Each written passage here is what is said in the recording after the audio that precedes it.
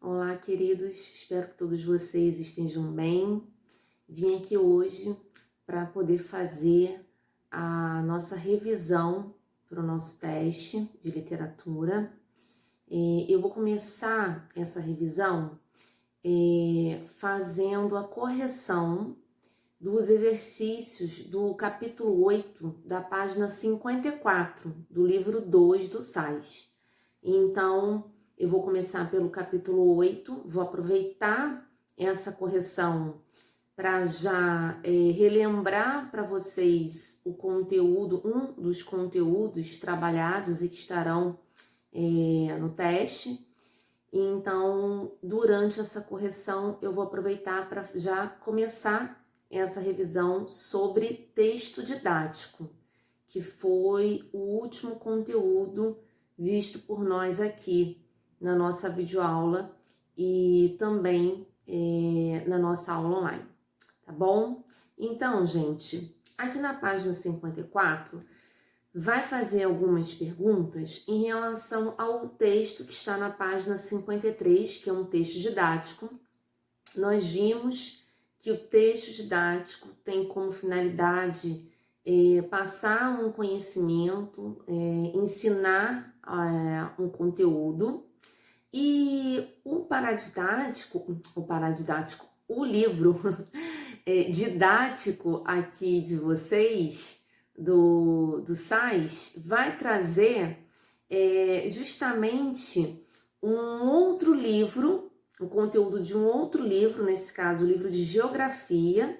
Então vai trazer esse conteúdo desse texto didático para dentro aqui do nosso capítulo, a fim de exemplificar esse conteúdo sobre texto didático, tá, gente? Então, nós vimos isso também na nossa última videoaula, coloquei aqui para vocês sobre esse texto que vai tá ali como exemplo no nosso capítulo 8, tá, gente? Então, a pergunta 1 da página 54 é assim: qual é o assunto abordado no texto 1? Então, aborda, gente, o espaço geográfico. Eu também comentei um pouquinho isso com vocês, né? Falei qual o conteúdo que estava sendo abordado ali. Então, quer dizer, era a disciplina de geografia, mas qual era o assunto? Então, é o espaço geográfico. E aí ele vai também explicar, vai desmembrar ali esse espaço geográfico e vai apresentar para a gente o conceito de tempo geológico e tempo histórico, que eu também cheguei a comentar com vocês, a explicar um pouquinho. Por quê? Justamente pelo fato desse conceito de espaço ser constituído ao longo do tempo. Então, você precisava desses conhecimentos para poder entender melhor o espaço geográfico.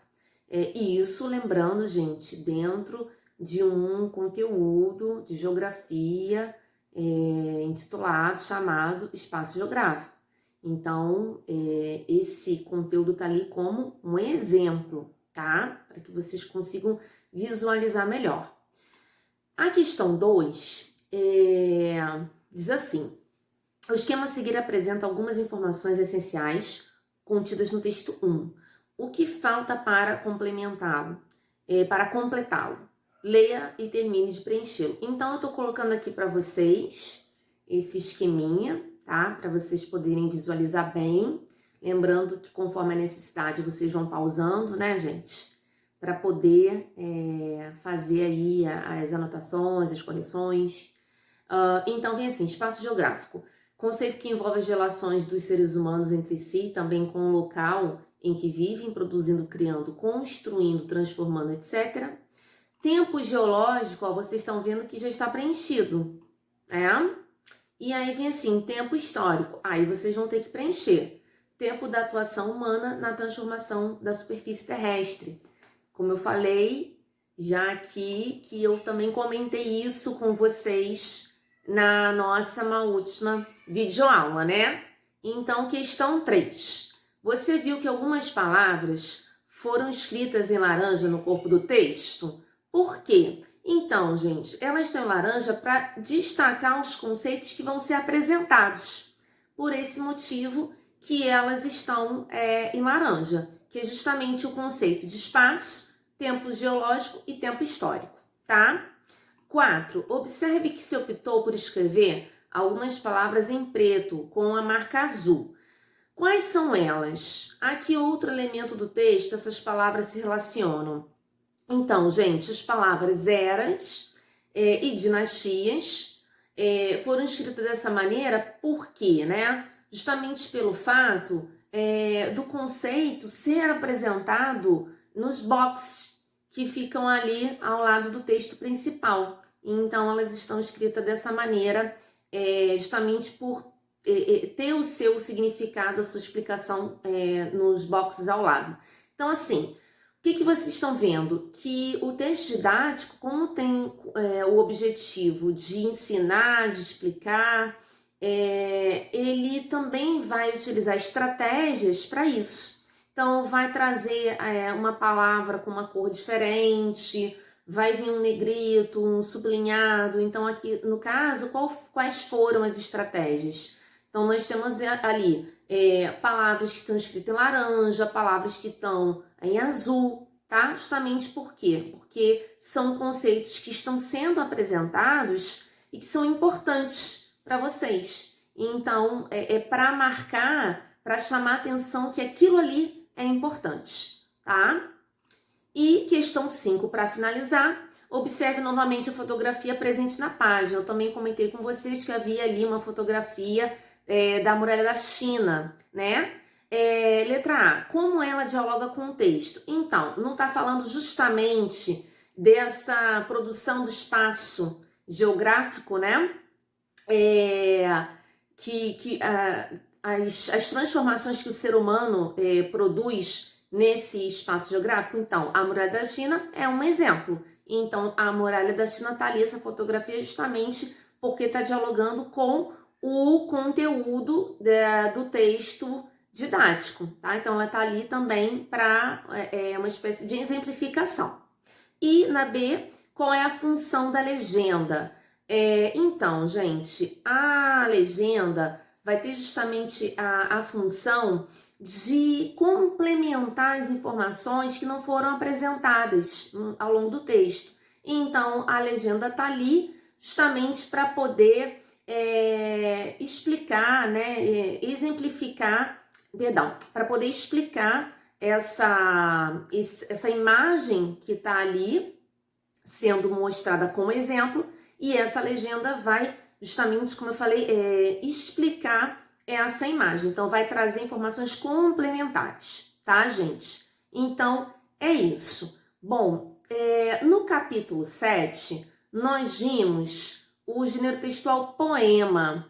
E o que é um poema, né, gente? O poema é composto por versos e estrofes, e cada linha do poema é um verso. Nós vimos isso.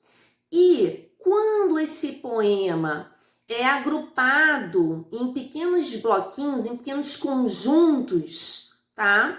De versos, nós vamos chamar de estrofe.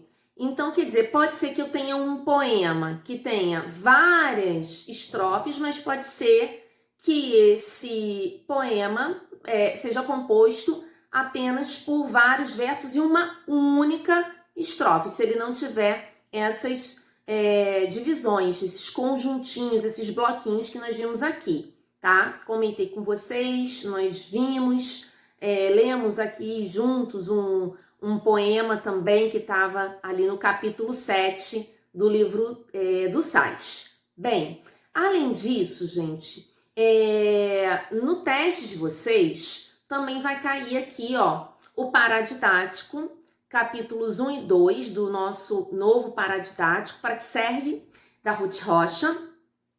O capítulo 1 e 2 vão falar da história da Marina, vão começar a contar pra gente sobre a história da Marina, que está indo para um acampamento, mas ela está muito desconfortável com essa ideia de ir para esse acampamento. Por quê? porque ela acha que ela não tem mais idade para isso. Então, ela tá chateada. Esses 2 primeiros capítulos vão mostrar justamente isso, ela indo, a mãe levando ela até o ônibus, se despedindo, e ela chateada porque acha que a mãe meio que empurrou ela para que fosse para esse acampamento.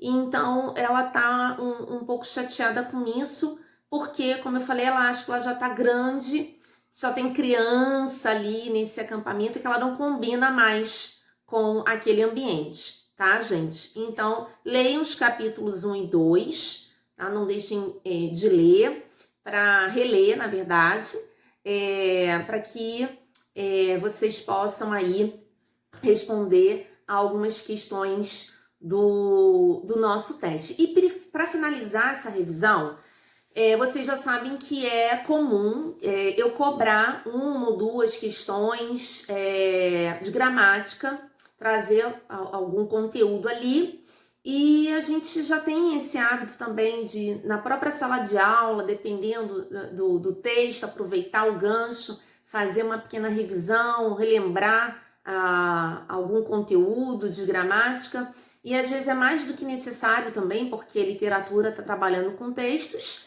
e a gente precisa muitas vezes desse conhecimento também para entender até melhor a linguagem do texto. Por exemplo, uma narração, eu tenho que perceber se essas ações já aconteceram, se estão no passado, ou seja, se vão usar o pretérito. Será que é uma ação completamente concluída no passado ou não? Bom, então o que vai cair, gente? São os tempos verbais do modo indicativo. Então, só relembrando com vocês, o presente, que vai trazer a ideia de um fato atual, o pretérito, que vai ter ideia de passado. Nós temos 2 pretéritos, o pretérito perfeito e o imperfeito. O perfeito, por exemplo, estudei, é uma ação completamente concluída no passado. Estudava é uma ação que já se alonga um pouquinho, né? É o pretérito imperfeito, ou seja, é uma ação que não acaba naquele passado que eu comecei a realizá-la. Então, ela se estende, tá? Além disso, nós temos o futuro do presente e o futuro do pretérito. O futuro do presente é uma ação futura que vai acontecer. Então, eu me planejei e aí viajarei nas férias de janeiro. Um exemplo. Então, viajarei, quer dizer, eu vou viajar, tá planejado, comprei a passagem, vai acontecer. Então, você se programa. O futuro do pretérito é uma ação que antes de acontecer, ela já é passada. Fernanda, como assim? É uma ação que geralmente não se conclui ou não chega a acontecer. E, na verdade, esse futuro do pretérito, por exemplo, gostaria, queria, viajaria, vai trabalhar também muito com essa ideia de você trazer ali para o discurso, para a frase, né? Uma ideia de desejo, mas que não necessariamente, como eu disse, aquilo vai acontecer. Então, por exemplo, eu gostaria de viajar se tivesse dinheiro. Então, quer dizer, você não vai viajar, essa ação não vai acontecer. Por quê? Porque você não pôde se programar. Por quê? Porque não há dinheiro. Então, expressa uma vontade, um desejo, mas que não vai chegar a se concretizar, a se realizar. Tá bom, gente? Então, é só para relembrar, repassem direitinho, tá? Tô colocando aqui para vocês o nosso conteúdo com as páginas para que vocês possam estudar, revisar esses conteúdos com mais calma, com mais atenção, e nos vemos na nossa aula online para tirar as dúvidas e fixar também esses conteúdos mais uma vez. Tá bom, gente? Fiquem bem, fiquem em casa. Um beijo para vocês e até breve.